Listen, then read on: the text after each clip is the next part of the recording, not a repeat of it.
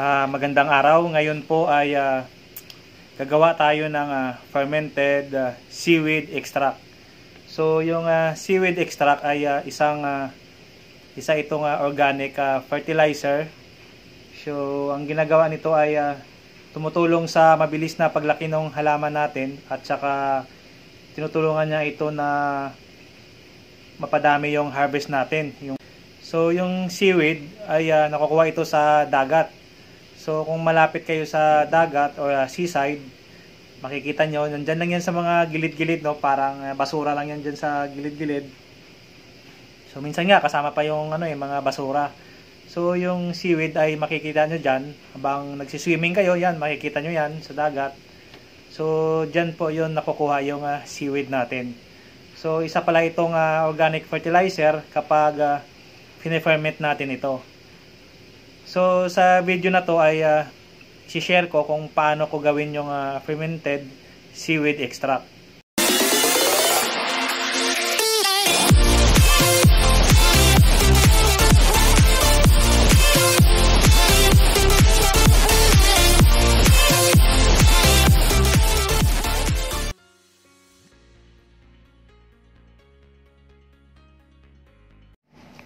Bago tayo gumawa ng video guys, ay tanungin mo natin si Google kung ano nga ba ang fermented seaweed extract. So ayon kay Google, it is applied to promote growth, prevent pests and diseases, and improve the quality of the products. So in short guys, ang seaweed extract ay isang plant booster. Yes, dahil ito ay in-enhance nito ang plant growth and yield. So pinapabilis yung paglaki ng ating mga halaman at pinapadami yung ating mga harvest. So yung unang gagawin natin ay syempre mangungulikta tayo ng seaweeds sa tabi ng dagat at saka pag nakakuha na tayo ay hugasan muna natin ito sa fresh water. So siguraduhin natin na malinis ito, na walang mga buhangin, natanggal na yung alat sa seaweeds, at pag nahugasan na natin sa fresh water ay ibibilad muna natin ito. So, patuyuin muna natin para mawala talaga yung amoy ng seawater sa ating seaweed. Okay?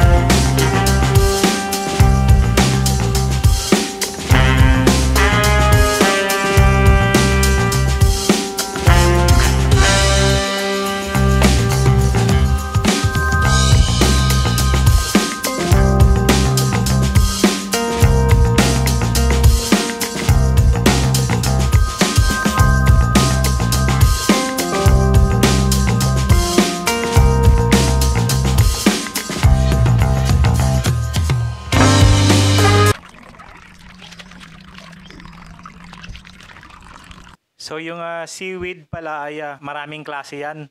So yung nakuha ko ay may 4 na klase. So nakita nyo sa video, ito yung iba't ibang seaweed na nakolekta ko.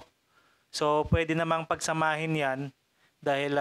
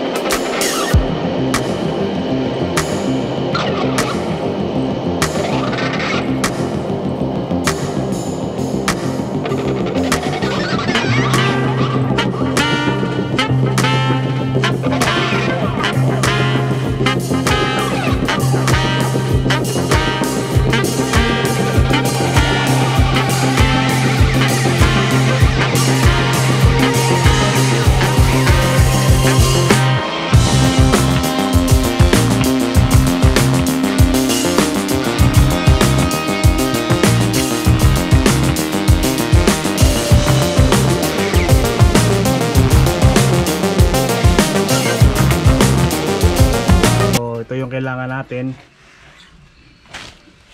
dagdagan natin siya ng malunggay para dagdag nitrogen, no? So ito yung seaweed natin, 1 kilo. Yan, ito na yung kinuha natin kahapon.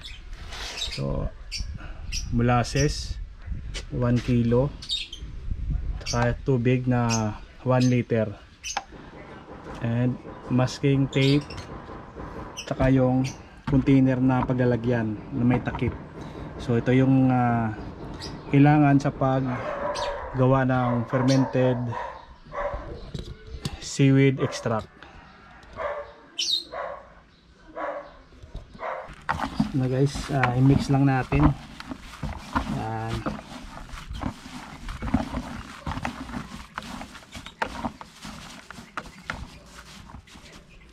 So pagka mix,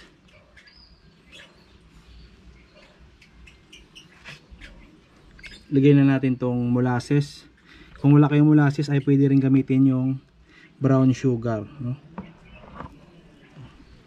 Lagyan na natin.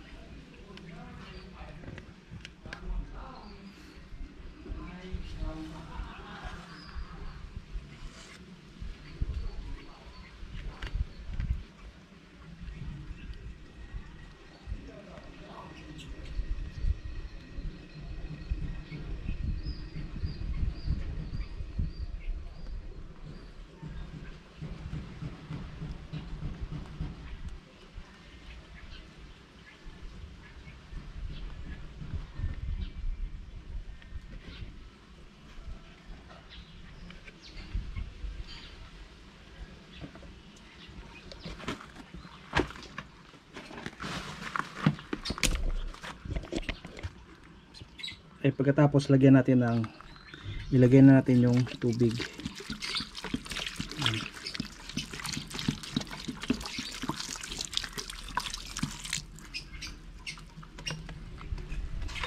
Yun. Saka i-mix natin guys na maigi.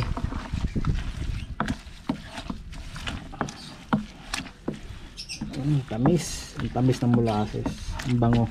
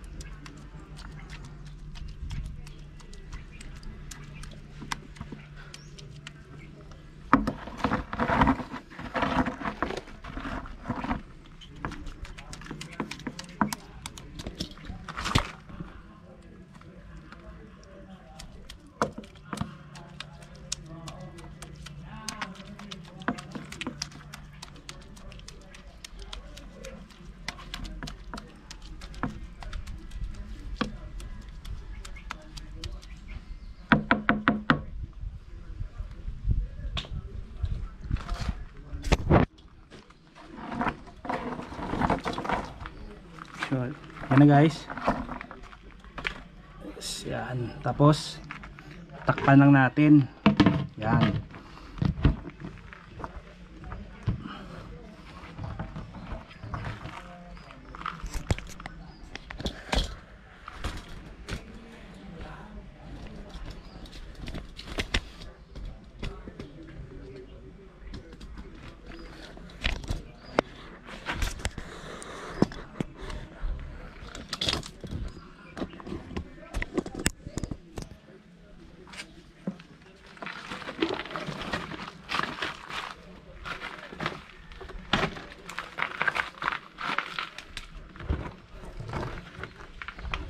Tipan natin guys, tipan natin to para talagang airtight, hindi makapasok yung oxygen, no?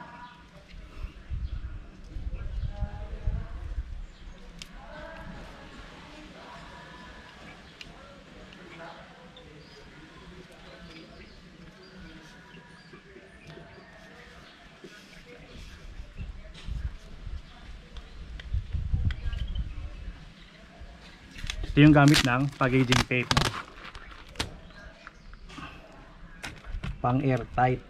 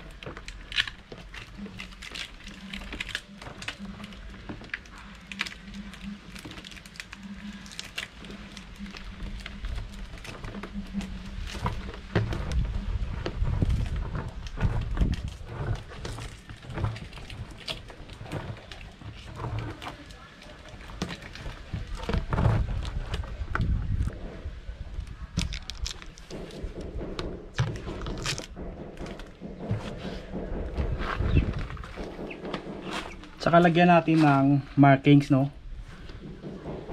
Kailan natin siya ginawa para malalaman natin kung kailan siya harvestin. So ang pag-ferment guys, maganda ay 30 to 45 days. Yun yung magandang fermentation process. Yung talagang naliliquefy na yung mga solid sa loob. So ngayon